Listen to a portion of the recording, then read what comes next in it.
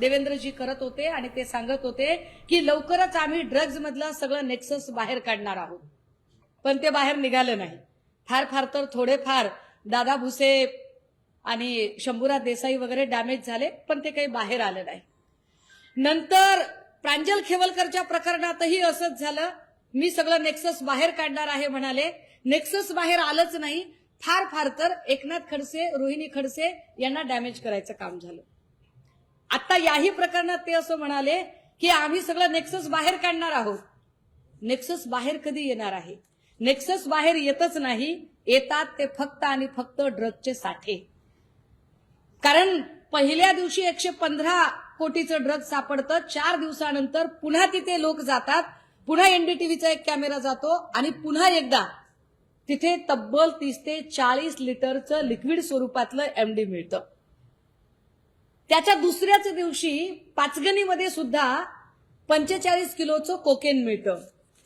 कारवाई काहीच झाली नाही. हे सगळं नेमकं कुठून झालं, काय झालं याची कल्पना नाही. आता जरा मूळ मुद्दा, प्रकाश शिंदे नेमके कोण? प्रकाश शिंदे असं सांगतायत की माझा या सगळ्या प्रकरणाशी संबंध नाही. तुमचा संबंध नाही, चला मी 1 मिनिटासाठी मान्य करते. मग बॅकवॉटर मधलं बांधकाम करू कसं काय दिलं? जे शंभूराज देसाई माझ्याबद्दल फार केसेसची भाषा करत होते, ते शंभूराज देसाई आता कुठल्या बिळात लपलेले आहेत? शंभूराज देसाईंनी कोणती माहिती घेतली, ती माहिती अजूनही पत्रकारांच्या समोर आणि माध्यमांच्या समोर का आणली नाही? शंभूराज देसाई ही गोष्ट का सांगत नाहीयेत की नेमका तो 1200 मीटरचा सिमेंटचा रस्ता कुणासाठी बांधला होता? रस्ता बांधण्यासाठी जमीन अधिगृहीत केली होती का? जमीन अधिगृहीत केली तर ती कोणी अधिगृहीत केली होती? याबद्दल शंभूराज देसाई कमालीची गुप्तता बाळगतात. जर ही प्रॉपर्टी उपमुख्यमंत्र्यांच्या भावाची नाही आणि कोणीतरी एका क्ष माणसाची आहे, तर तो क्ष माणूस असा इतका भारी आहे का की पालकमंत्री शंभूराज देसाई सुद्धा कारवाई करायला घाबरतात? शंभूराज देसाई अजून कचरतात का बरं? हे सरळ सरळ अनाधिकृत बांधकाम आहे, जी 7/12 त्या दिवशी प्रकाश शिंदे यांनी दाखवली. ती 7/12 दाखवताना त्यांनी सर्वे नंबर 17 मधली 7/12 दाखवली. मात्र जे बांधकाम आहे ते सर्वे नंबर 13B मधलं बांधकाम आहे. 13B ची जी सगळी मिळकत आहे, ती सगळीच्या सगळी मिळकत ही कोयनाची मिळकत आहे. म्हणजे ही सरकारी मालमत्ता आहे. जर ती सरकारी कोयना प्रकल्पाची मिळकत जमीन असेल तर या जमिनीवर बांधकाम करण्याची परवानगी कुणी दिली, हा प्रश्न आपण आधी विचारला होता, परत एकदा विचारतोय.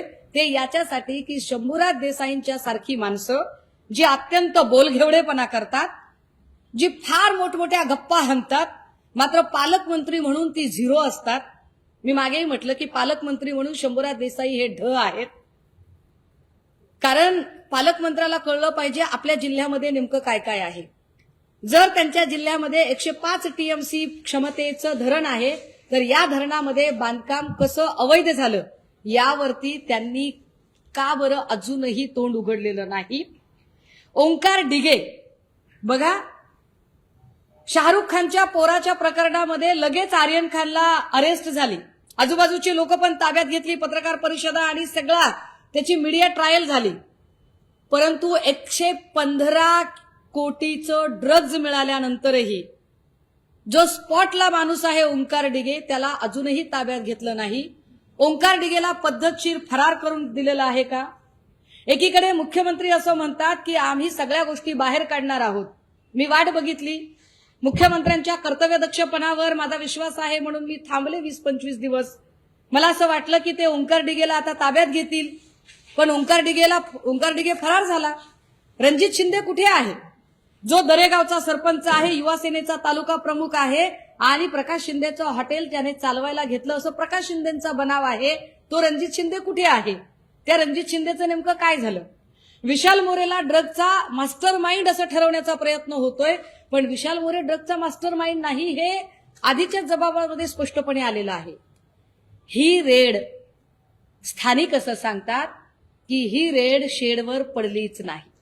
हा सगळ्यात मोठा गौप्यस्फोट. ही रेड शेडवर पडलीच नाही, ही रेड रिसॉर्टवर पडली असं स्थानिक सांगतात आणि त्यासाठीच्या अनेक गोष्टी, अनेक पुरावे त्याचे प्रमाण म्हणून आपल्याला सांगता येतील. माझ्या हातात एक बातमी आहे